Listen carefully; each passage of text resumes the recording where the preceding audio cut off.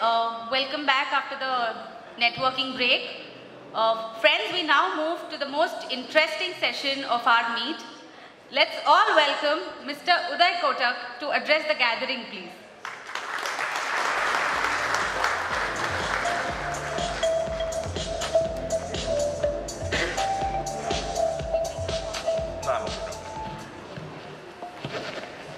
Good afternoon. Is it afternoon? Just about. Okay. Good afternoon. Good morning, friends. As I was boarding the flight this morning, the flight was late 45 minutes. So by the time we really took off, it was just past 9:15. And I thought I heard the anchor say that today market will go up because there's a Kotak Mutual conference and bond yields will come down. So by the fact that there is so much of investment power right here in this room, it has moved the markets.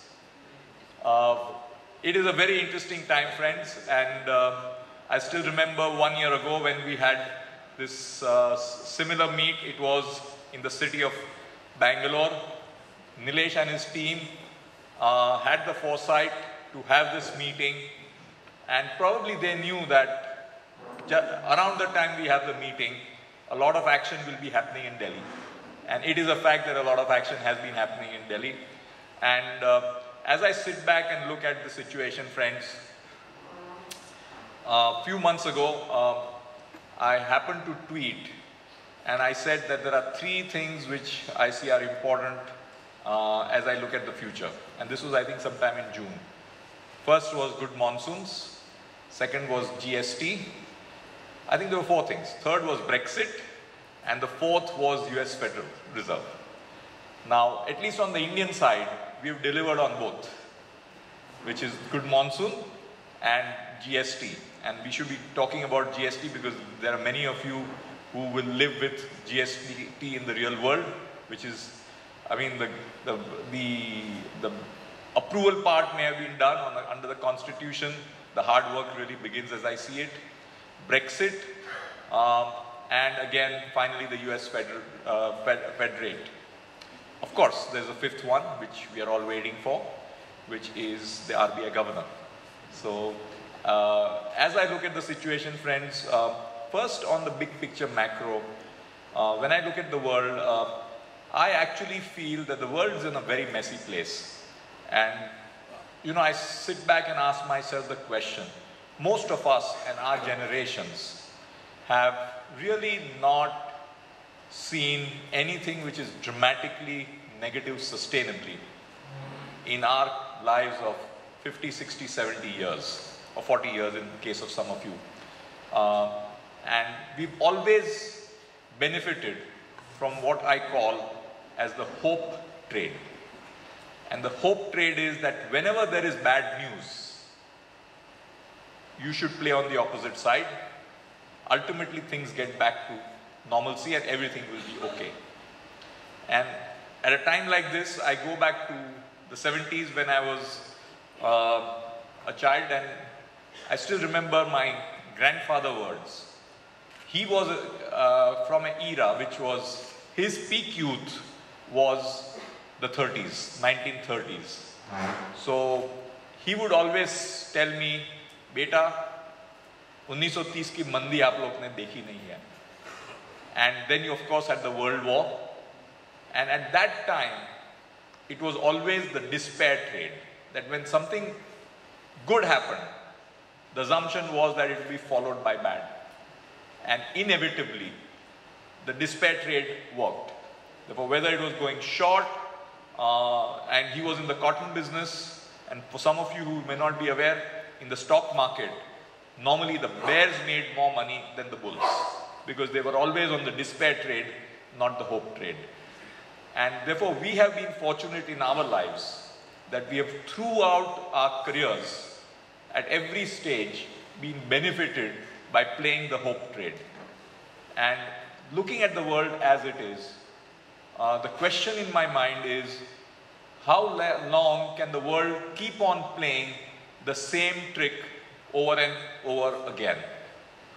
We saw the 2008 global financial crisis, which happened because of very easy money. And what was the medicine to very easy money? It was more easy money post 2008. There is a gentleman called Liaquat Ali Khan. He has written a book in which he says, the medicine for stupidity seems to be more stupidity. And it is quite amazing to me that we are living in a world where $13 trillion of money, investors are paying money for the borrower to take. This is something which I cannot imagine, and I just can't figure out how this can be sustainable. You have Japan, you have Germany, you have most of the European countries, particularly the Scandinavian countries. There are at least 10 countries in the world with negative interest rates on 10, 20, 30-year bonds. Now that is absolutely shocking to me. Why would you and I put money for such a long period where I have to pay the borrower to take care of my money? I think the best business in the world should be the safe custody business. And as long as the cost of the safe custody is lower than the interest rate which governments charge, we could have a business model out there, particularly in Japan and Germany. And just take care of the money. It is like a long time ago, I read an article in the FT which said that in Japan, an investor with 100 yen had 3 choices. Put it in a bank deposit, put it in a refrigerator, or buy a Japanese government bond. And the best performing return for the 100 yen note was the refrigerator. So you have a pretty crazy world out there, and the last person now to join the party in the last 48 hours is Great Britain. Or maybe we should start calling it Tiny England now. So we now have a situation where more and more people are reaching a point of desperation because they just don't know what to do. And as a result of which, they're moving towards lower and lower interest rates. UK is now at 25 basis points with a guidance that they're going to drop rates further. And then they're going to expand the balance sheet, which means print. So I just worry about the end game out of this kind of global printing and where will it ultimately take us. And interestingly, the most important aspect in the developed world is all this printing is not leading to economic growth. It is leading to inflation of asset values. So finally, we are getting higher and higher asset values in terms of valuation. And technically, the PE ratio in a negative interest rate environment can be infinite. Because the cost of money is 0 and you can keep on giving a higher and higher PE ratio to any level of earnings, you'll still get a positive outcome. So this kind of situation where assets are getting inflated and bloated, more and more money is created, amazingly not creating inflation, and not creating inflation for now or foreseeably. And at the same time, not getting economic growth. So where are we headed to? And the big question on a global basis in my mind is, are we coming close to an end of the hope trade? Are we heading where at some point of time, the future for a while, globally, could move away from the hope trade to the despair trade? And the 30s, all the way from 1929 till 1945, the despair trade for a period of 16 to 18 years did better than the hope trade. But the last 50 years, the hope trade has won over the despair trade. And I'm talking, friends, more in the context of a global backdrop, which frankly is beyond my comprehension. But something at some point of time will have to give. And at some point of time, my worry is that people will stop trusting the paper currency on the basis of which the global financial system exists. And it will be some accident, probably with the real world, of the kind which we saw with Brexit, which could then create a confluence of factors which none of us can see today. But while the world keeps on making money easier and easier, the good news from the Indian point of view is India seems to be counter-cyclical and on the other side of the trade. And from a macro point of view, in an amazingly positive situation. If I had to dream about a macro for India, my dream would not have been any different from what the current macro situation looks like, which is low commodity prices, low oil, controlled current account, inflation, fiscal deficit, hopefully they can control at 3.5% of GDP. I do see the fiscal responsibility bill getting some amendments and giving more flexibility to government. As you know, there's a new committee looking at it. So I see both on commodities, current account, inflation, and even growth. And we can talk about growth in a minute, and most of you have a view. But frankly, I find it very difficult to understand the 7.5% GDP growth number. I mean, if most of you in the audience are seeing that kind of growth on the ground, I will salute you, but I'm not seeing a 7.5% GDP from the way we used to calculate GDP. And my easy way of looking at the true growth of India is -2. So whatever is the reported GDP, -2 is the real GDP, which I can understand.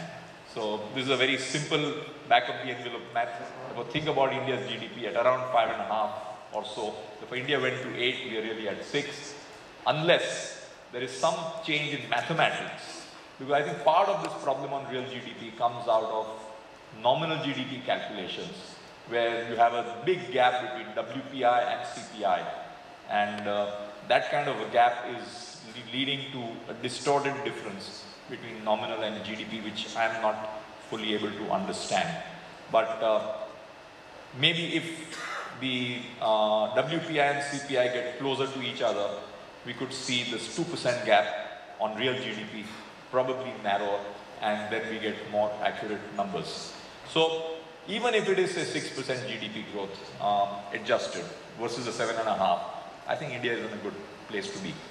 And I must say that after a probably perceived slow start, this government seems to be getting more wind in its sails, seems to be doing things, seems to be focused on action. And that's a good sign, because we are roughly at midpoint of this whole election cycle. And there is Aditi and others here, therefore I'm not a great forecaster of what will happen in UP and Punjab. All that I know is that this government, at least in the center, is firmly entrenched till 2019, and nothing is changing that in a hurry. So that's the reality which I am quite comfortable with. Each state election is a different challenge. I don't want to speculate at this stage whether the current government comes back, doesn't come back, number of seats. That's probably a little further away, and maybe the elections of Punjab, Gujarat and UP will give a better sense of how that future is going. But broadly, we are in a sweet spot. I am getting early signs of green shoots in many of our businesses. We are seeing a significant pickup in the road sector, growth in the construction equipment business. We are seeing pickup in the LCV side, so HCV is not growing as much, but the LCV piece seems to be growing better. Cars is still flattish, maybe 6-7%, other than Maruti, which seems to be racing along. So that's a pretty good sign there. But overall, 6-7% kind of growth in volume is what is the sense I'm getting. I would love to see that volume go into double digit in the car side. In terms of new investment by private sector, I'm just seeing very early stirrings. Therefore, people are getting a little more comfortable to take marginal brownfield decisions, not greenfield yet, but more open to brownfield decisions. And I would be of the view that with the government spending, which is continuing to grow, I see certainly better times ahead. The challenges of the banking industry are well known, and we have a fundamental structural issue in Indian banking, which is the 70% of the system, which is state-owned banks, are going through their own challenges, coming out of a history. And to be frank, these are problems not of today, problems which have accumulated from 2008, 9, 10 onwards. But some of these problems were just postponed and the can was kicked into the future. And for anybody who knows that when you kick the can in the future, you just keep on bloating and ballooning the size of the exposures. And I give this very simple example. If somebody had a 100 rupee loan and 120 rupee security in 2011, banks have made front-end fees and charge interest at 14%. So in 2016, the 100 rupee loan is 200 rupees and the 120 rupees security is probably 80 or 90 rupees. So it's 200 against 80 or 90. So there is a big gap out there. Recognition has been slow, and frankly, I believe that this time around, the impact cost of stress is much higher than what we saw in the 2003 cycle. And my big picture number on the banking industry stress is total stress of about 18% of loans. Total stress, 18% of loans, out of which reported stress is 8% GNPA and 4% restructured. So that is 12% is reported, 6% yet to be reported. So that is on the whole gross side. On the net side, against 18% stress, I see an impact cost of 60% of that, which means what will be recoverable will be about 40%. So that's about 10% is the impact cost, and against which the provisions which the banking industry holds are about 4%. So we still have a net P&L pain of about 5 to 6%, which has to wash through the balance sheets of banks, and with a higher bias on public sector banks in terms of what they need to take through. So that will also continue to get washed out over the next 12 to 24 months. At the same time, the good news from the point of view of bank balance sheets is that there is some reflation of their bond book. So like the world is doing its QE, India for the first time is seeing the benefits of higher bond valuations, and therefore that revaluation of bonds will help to a certain extent refinancing and recapitalization of the stress which the banks have to take through their P&L. And frankly, I believe that we need to have some fundamental restructuring of the Indian banking sector. We are no longer going to be able to get away with patchwork as we seem to have got away in many sectors. We need a decisive structural action, which is extremely difficult politically, and I think we have to wait and watch the situation. The good news is that as banks have tended to be inward-looking, one industry which seems to be growing much better than the banking industry is the mutual fund industry. And it is a fact that the asset growth of mutual fund industry is better than banking, which is why whenever Nilesh asks me for my time, I'm always there, because I see this as a fast growth part of the group, and clearly see the asset management industry as a significant opportunity. Having said that, it comes with its own risks. I think investors have to be pretty clear that unlike banks, where there is a sliver of capital which protects them, this is direct transmission both of debt and equity prices, and as long as all players in the game are clear about the rewards and the risk of that industry, it's a good thing. And the fact of the matter is, the advantage of the mutual fund industry is that the intermediation cost at which you get transmission from being an investor into what goes to the borrower is extremely small. The transmission cost of banking, the intermediation cost of banking is extremely high as an intermediary compared to the mutual fund industry. Of course, the risks are different, and the scale and the sizes are still very different. But I would love to see this mutual fund industry currently probably at about 20% in terms of assets compared to the size of the banking.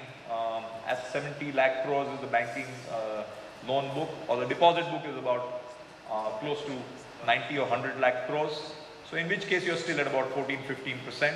I would love to see this, the first hurdle at least, to reach 25% of the banking sector assets, which I don't think is impossible in the next, shall we say, Nilesh, 3 years, 5 years, 3 to 5 years. We should see mutual fund industry at least moving to 20 to 25% of the banking sector total deposits. And when I look back and think about as an Indian, I'm saying thank God most of us are living in this country, because most places it's even more frightful. Recently I was at a dinner when I've not read the article. Somebody told me that Joe Stiglitz has written a new piece which is effectively some sort of a prediction of end of Europe. And Europe has always been at war with itself across different states, and predicting a very dismal future for Europe. You look at the Middle East, you look at Turkey, you look at even places like Nice and everywhere else. The kind of challenges Indians have gone through that. Terror attacks are something which we have seen much more before the Western world has seen. But the kind of insecurity and instability which is coming in many parts of the world makes me feel, thank God, we are Indian. And we are in this country where, at least at this stage, while the rest of the world is challenged to remain one, we have a GST, which is a very powerful symbol of saying that we believe in one India. I see a great future for financial savings because one of the great things which the RBI has done, and to this I must give credit to the current RBI governor, is to really move to a positive real interest rates in the economy, which is number one, moving inflation from WPI to CPI, and number two, to make sure that the real interest rates are positive. And irrespective of what the short-term impact may have been, it has dramatically shifted savings away from gold and real estate, which was the traditional mode of savings. And if you combine this with the very focused attack on black money, and I think GST also would be a step in that direction, you will see a significant increase in the growth of financial savings in India over the next, I think 5 to 10 years, unless we reverse some of these policies. And the question then is, if there is going to be such a great opportunity and growth in financial savings in India, it casts a disproportionate responsibility on practitioners like us and others to ensure that we continue to build people's trust. And the trouble in financial intermediation industry also I see is that when there is too much competition and when a lot of money comes in, sharp practices inevitably get in. And this is where I would like to convey that from our point of view, and we as the House Kotak would like to stay away from that and stick to what I call is sustainable business. And this race to the bottom is something which the financial intermediation industry should be extremely careful about, because there will be always somebody trying to do something smarter and sharper, which will always make it appear to customers, oh, that there is a little edge there, but there is always the risk of a sting in the tail. And for somebody like me, who has lived through many trials by fire, and I call myself having seen many scams in my career, starting with the Harshad Mehta scam in 1991, which was my first experience of a big scam, followed by the whole C.R. Bansali issue, which we saw in 1996-97, to the whole complete breakdown of the NBFC system in 98 to 2001. And I still remember that there were 4,000 NBFCs, 3,980 NBFCs died between 1998 and 2004. Not many people know that. And I would just touch my head and say that we were fortunate to be amongst the 20 odd NBFCs which survived that onslaught. We then saw the famous Ketan Parekh scam in 2001. We got a little bit of a fright in the global financial crisis in 2008 September, when the markets dropped by more than 40 or 50% in that period. And now, of course, we've got a significant challenge in stress in terms of Indian banking.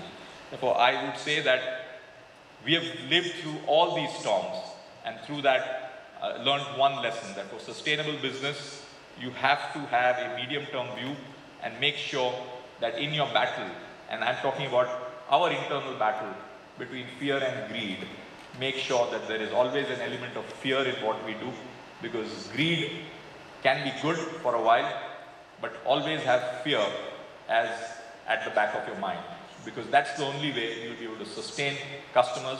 And I will give each of you as customers the same philosophy. Ensure that there is always a fear when you're taking investment decisions, because if it is only greed, you may make money in the short run, but there is always a sting in the tail, as I said. And with that, on a note of hope for India, this could be India's time to really make a difference out there in the world. But I would just like to leave one other important big picture thought in your minds. And we are the more fortunate class in India, and this is the thought which has always bothered me, but I want to share with you. Despite all the progress we in India seem to be making, I ask myself the question that even today, our GDP per capita is $1,800 per capita. Any reasonable developed country needs to have a GDP per capita of $20,000 per capita. Forget that because of our denominator, which is very large in terms of our population. I ask myself the question, in dollar terms, will we see India's GDP per capita at $10,000 per capita in the next 10 to 15 years? And somebody did a calculation for me and said that from $1,800 to $10,000, only $10,000, developed countries are $40,000, not less than $20,000. From $1,800 to GDP per capita of $10,000, if we are going to reach that in 15 years, we need a growth, GDP growth in dollar terms of 12% per annum. So with that hope, on a wing and a prayer, I say thank you very much, and it depends on many of you in this room to take us to that $10,000 per capita in the next 15 years. And along the way, we will exchange notes at this colloquium every year to see where we have progressed. Thank you very much, ladies and gentlemen.